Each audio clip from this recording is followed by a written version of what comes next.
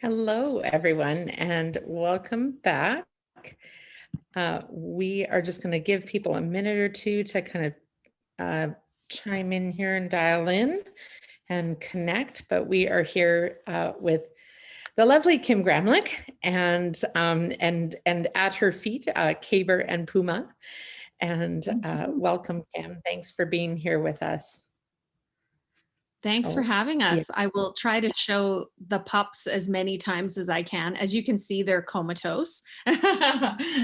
Midday naps for sure. But yeah, thanks for having us, Tara. Oh, my pleasure. So I'm just going to double check here that we've actually gone live, because sometimes it takes a second to kind of click across.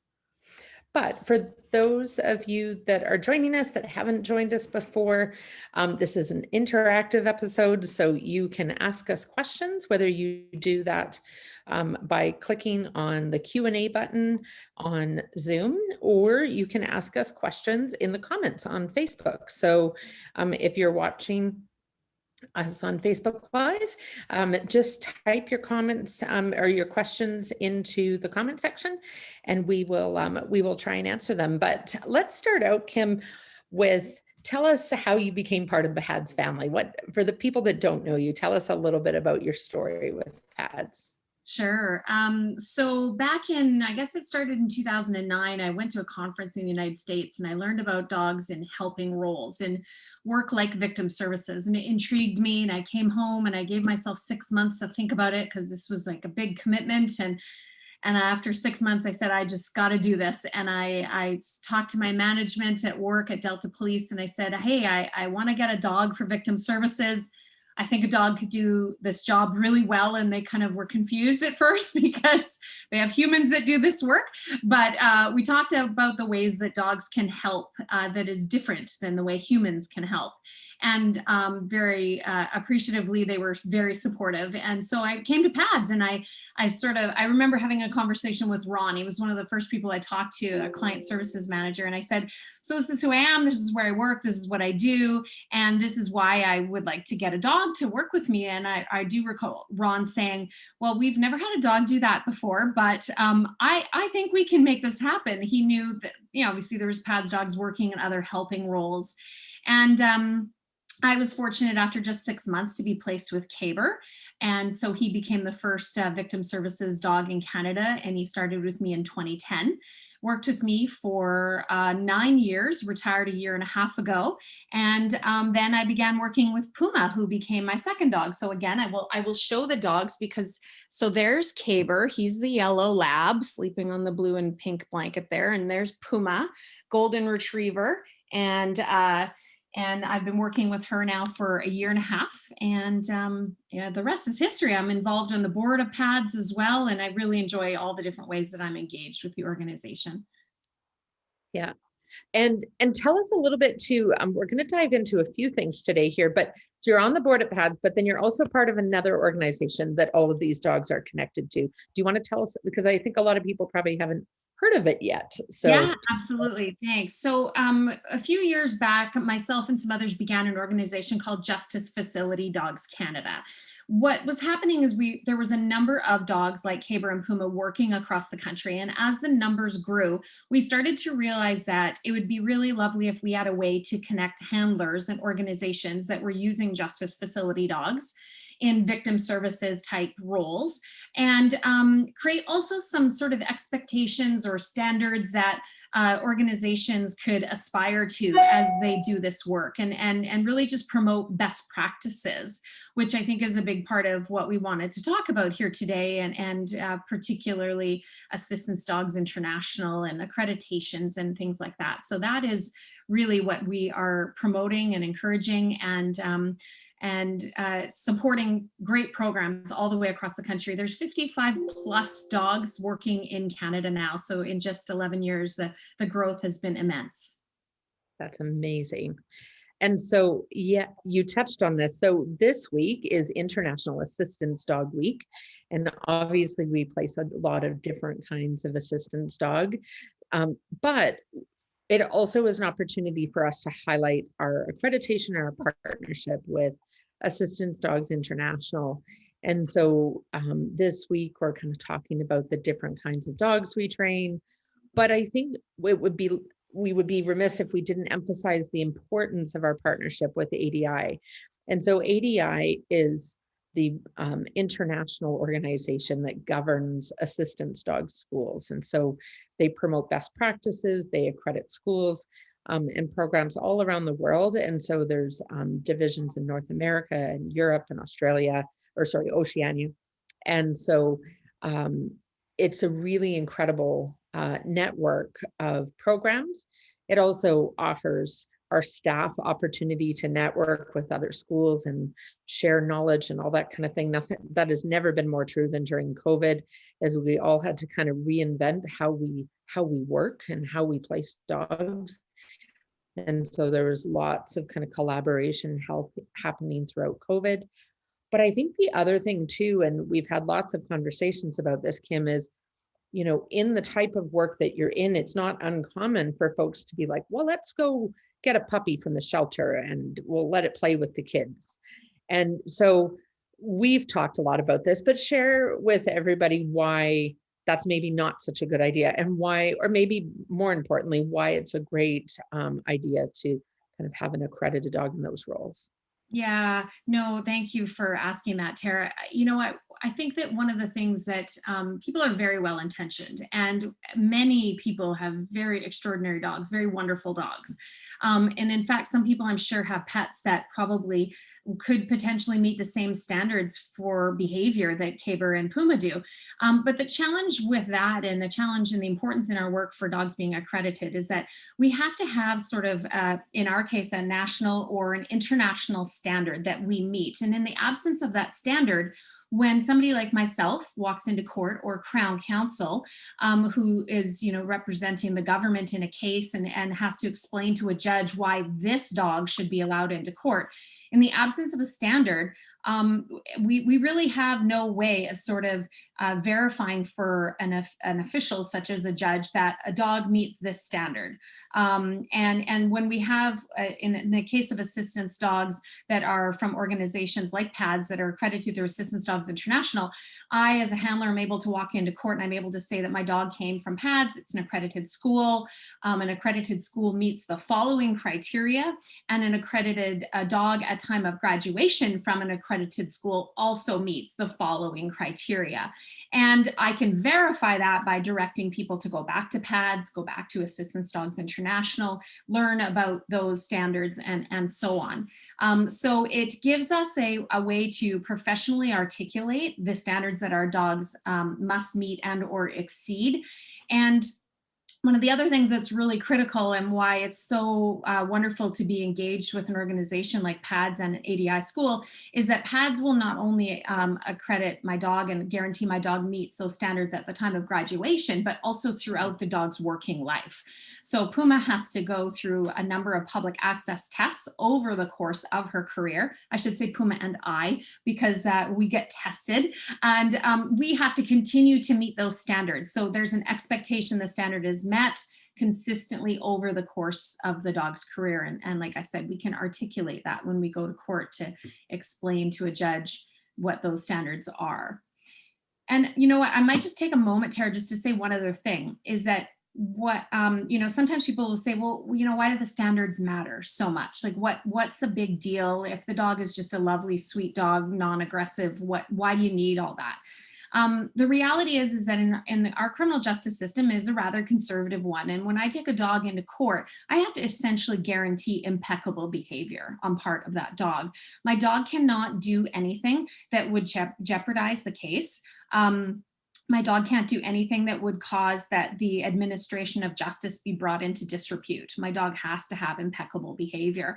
And as a handler and as a person who's sort of at the other end of that leash, it's really gives me extraordinary peace of mind to kind of know my dog has gone through all this training, has met these standards, and or potentially exceeds these standards consistently as I deploy the dog in the courts. So that's why it's so very, very important. Yeah, and so we have a question from Mary Kim. She asked, how often will a judge question you about Puma or your presence in the courtroom? That's a really good question. So in the beginning, Mary, we got questioned all the time. Understandably, it was new, and everyone was kind of like, "What's this about? Why do you want dogs in our courts?" We don't get very many questions anymore. Essentially, Crown Counsel needs to make an application to the judge.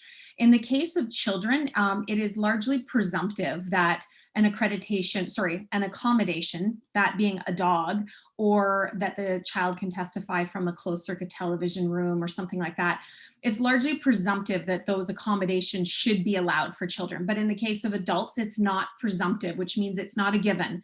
And so Crown Counsel makes an application.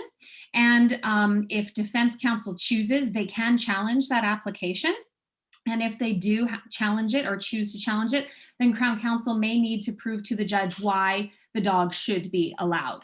And in those cases, we do a number of different things. I complete an affidavit, which is a legal document that I sign that is provided to the court that says who Puma is, who I am. We attach her resume to it. I know that sounds really silly, but Puma has a resume. But essentially, the resume articulates the ADI standards that Puma meets in her training and in her public access tests. And on occasion, I could, and I have been asked to testify to the application, whereupon defense counsel and Crown Counsel and or the judge could potentially ask me questions to allow the judge to feel that he or she has enough information in order to speak to the application that's made, and then hopefully, in our case, hopefully grant that application. And I should say that we don't get very many defense counsel challenges, thankfully. So far, every one of my cases has been successful in the sense that Crown Counsel has been allowed to have myself and Puma attend in support of the testifying witness. Well, that's fantastic. But I think it's also good, and I know we've talked about this before, is that, if you were to take a dog in that were to jeopardize a case, it could even potentially jeopardize the access for future accredited facility dogs in the courtroom. And so I think it's, the behavior of one impacts the access of many, right? So, and somebody came on, it was Nicole came on and said they have the same standards as service dogs that have public access. So all of our PADS dogs are trained, they have to pass the same public access test, whether they're a service dog with a person with a physical disability, or one of our hearing dogs, or one of our accredited facility dogs. They have to pass the same testing before they can be matched to a client. And so certainly our service dogs also go through a variety of skills testing, et cetera, to make sure they're ready to support somebody with a physical disability. But that impeccable public behavior, we ask that of all of our dogs, and it's exactly the same test that is performed by one of our accredited instructors as well. And so our instructors within our program at PADS, so we have 4 folks with PADS that are accredited through PADS and ADI. And so Ron Timmerick, who's our client services manager, and Margaret Hicks, who is our training program manager, and then Rob Mackay, who leads he's our senior instructor, and Ashley, who is one of our instructors in Burnaby. So those folks are all have kind of all met ADI standards and have gone through a comprehensive training program in order to be able to test those dogs. So, and they also don't test their own dogs. So if they train a dog, the dog goes through testing with one of the other instructors, or is tested by one of the other instructors. So it's quite a cool system. And it also means that our dogs in BC and Alberta in particular are automatically, because we're accredited through ADI, we're actually in the regulations for the Guide and Service Dog Act and all the ID and things that our dogs get. So not our facility dogs, but our service dogs. It means that they're automatically granted public access rights upon graduation. So as opposed to having to go through a secondary testing process. So there's more questions filing in here. So how does it work in a courtroom? Do you have the leash at all times, or will Puma know how to go to the witness stand? What does that look like? you. Yeah, really good question. So in Canada, we are very, very, very fortunate because our criminal justice system supports I said the word accommodations earlier, and accommodations are testimonial accommodations are ways that our criminal justice system allows witnesses to potentially testify a little bit differently. So there's a few, and there could be potentially more, but the standard ones that are utilized is the witness can testify in the witness box in the courtroom, but behind a screen where the accused can see the witness, but the witness cannot see the accused. The other way is they can testify via closed circuit television from another room entirely separate from the courtroom, so they don't have to see the accused. They can testify with a support person present, and then we make applications to have facility dogs present as well. So the reason the support person is key is because I am typically designated the support person, which allows me to sit very near to the witness. I can't communicate with them. I can't touch them. I can't talk to them in any way when they're testifying. I can't interfere with their testimony, but it allows me as a handler. It firstly allows me to be a presence, which is near to my client, which may provide them comfort and support. But secondly, it allows me as a handler to be able to sit very near the dog. You know, these are extraordinary dogs. They really are. Their behavior is highly predictable, these graduate dogs, but they are not robots. And it gives me great peace of mind as a handler to know that I am not only supporting my client, but I'm supporting my dog by being really close by. I could have the leash in my hand, or my client could have the leash in their hand. But if the leash is just on the ground, I'm literally a foot away from the dog in a closed and controlled environment at all times. So it's really lovely. Unfortunately, our colleagues in other countries around the world, in some countries around the world, do not have the same accommodations. So they sometimes have to take their dog up, place the dog in the witness box, and then go back to the gallery or something of that sort. But I get to be nice and close by. Well, that's good. So there's a question, and I don't know if you want to take this one. It's from our friend Lelania asking, how often are the dogs retested once in service, and what happens if they become lax in their skills? Ah, good. You want to take that Well, one? yeah, well, you tell me, Tara, is it every 1 or 2 years these days that we're doing recertifications? There was a little bit of we had to kind of adapt for COVID. So typically it's every year. But with COVID, we did some retesting virtually because of the lockdown. But our typical would be every year. Yeah. Yeah. So there you go. So every year, and then to get your question with regards to whether the dog's sort of skills might devolve perhaps a little bit. It can happen. I've definitely heard of that happening at pads, and I can't speak to other dogs, but dogs. I always say dogs are a little bit like kids. You give them an inch, they'll take a mile. Caber, for example, Caber's obedience would have been 100% perfect his whole career, regardless of what I had done, because he's just a very obedient boy, and that's just his nature. He's very focused on the things that he's asked to do, and he always follows through. However, Puma, she's a little party girl, and I need to be a strong handler with her, and I need to constantly remind her of her obedience. So we do, and I did this with Caber too, but we do obedience all the time. Sometimes you might see our videos on social media where we just go out into the field and we'll do a little round of obedience. Whenever I have an opportunity to put her vest on and she's in public place, we do obedience again, just to keep the standard met at all times.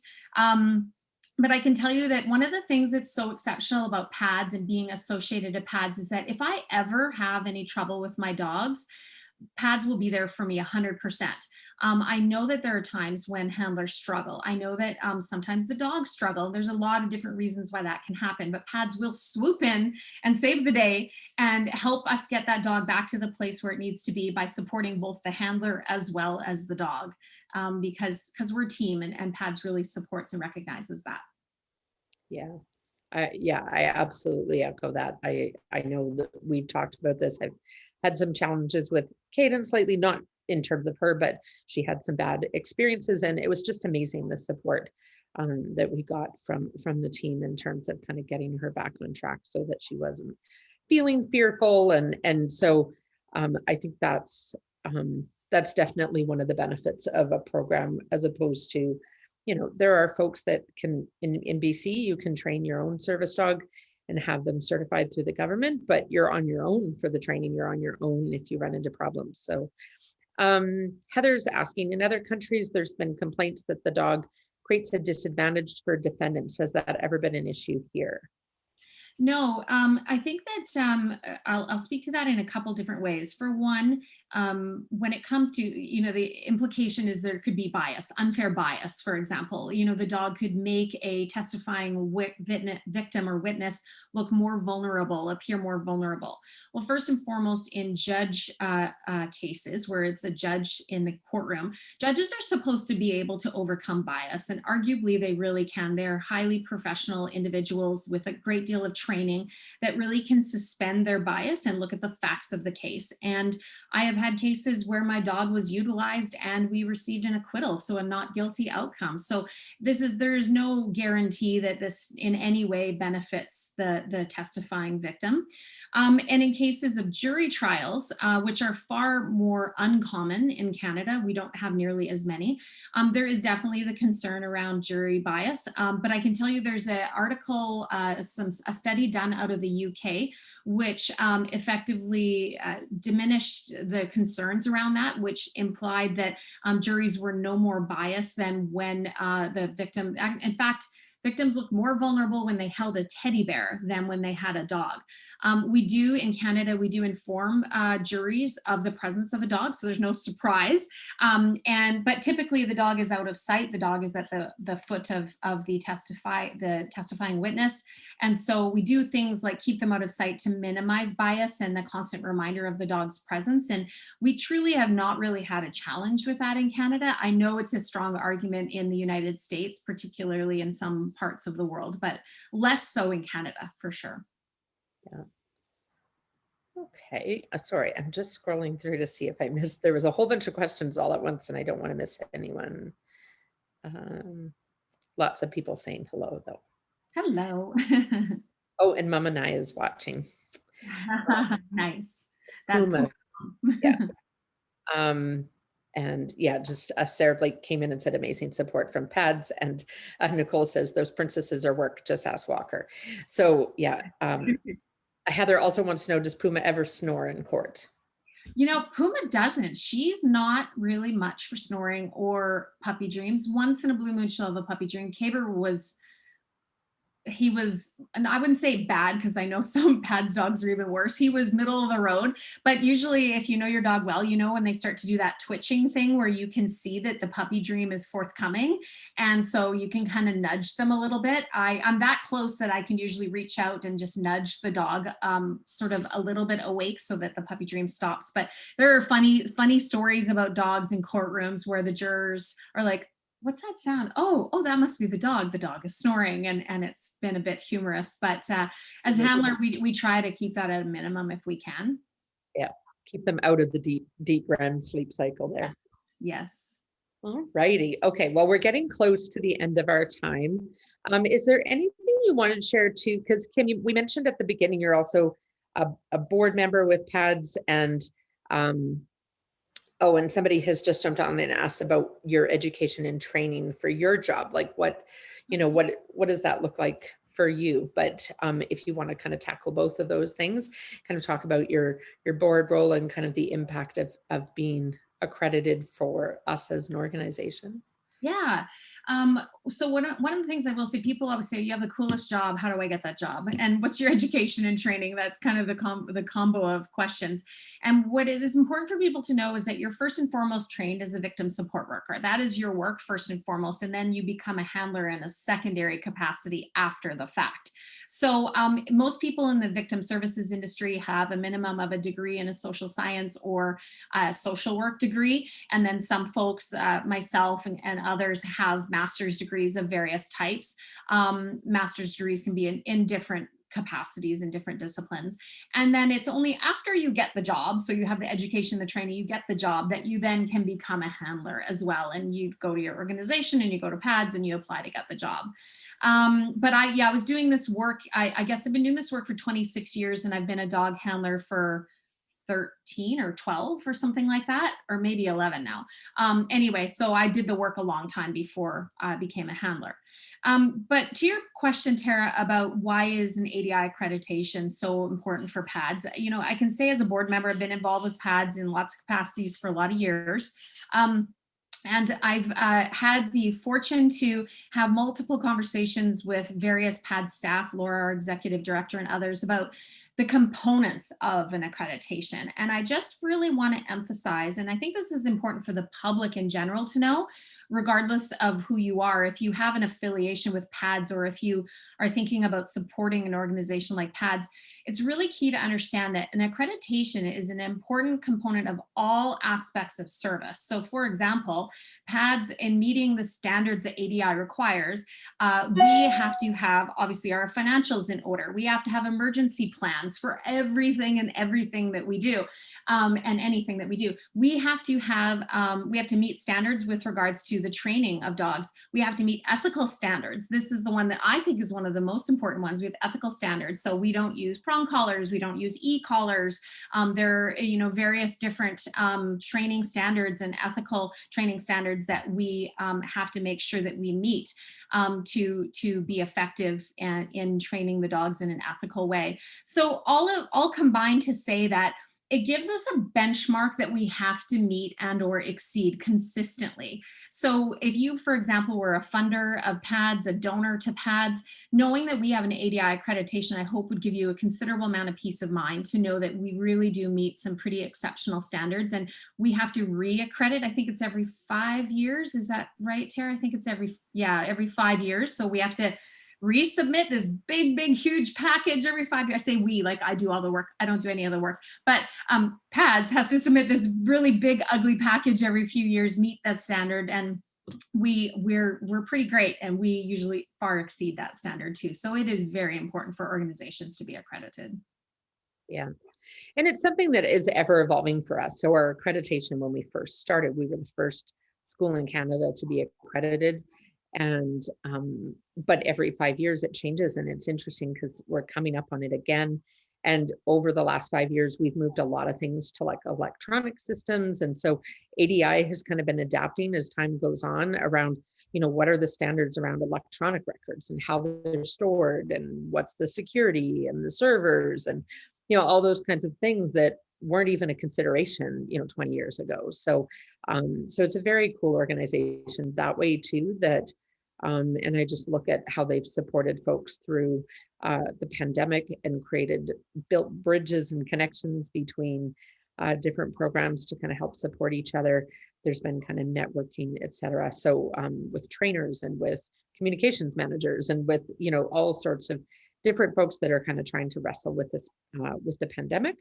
But then I think even just on an ongoing basis, they do annual conferences and all that good stuff, so that people can come and expand their knowledge and their learning.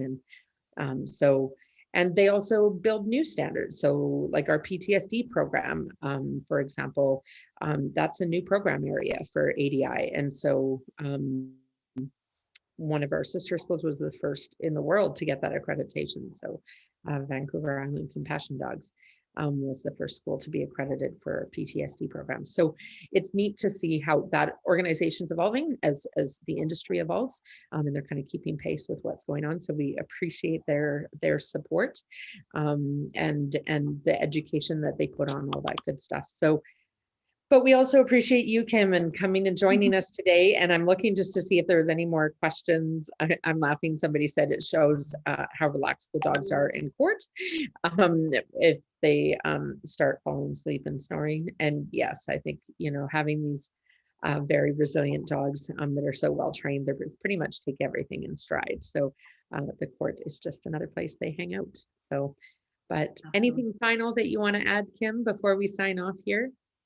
No, just thanks to everyone for tuning in. It's always fun to join you. And thanks to everyone for showing their support to PADS. I hope we've been able to express today that not only does PADS, meet this standard that is so very impressive, but it's just it's a remarkable organization. And we encourage you to get involved, become a volunteer, call me if you want to become a justice facility dog handler. I'll tell you all about it. But thanks to PADS for just being the exceptional organization that it is. Yeah. Thanks so much, Kim. And we will see you very soon. But thanks for jumping in with us today. And give Kay and Puma one last scratch there for us. And we appreciate their participation today, as Thank you. energetic as it was. Yeah, exactly. And say hi to Katie K. I saw her head pop up Yeah, there. she came running in the door here. I'm sitting all by myself in a room, and she came in, and she's been swimming in the pond, so she's soaking wet at my feet. But Of course she has. that's what she does. So, all right, Thanks, Sarah. we'll talk soon. See you next week.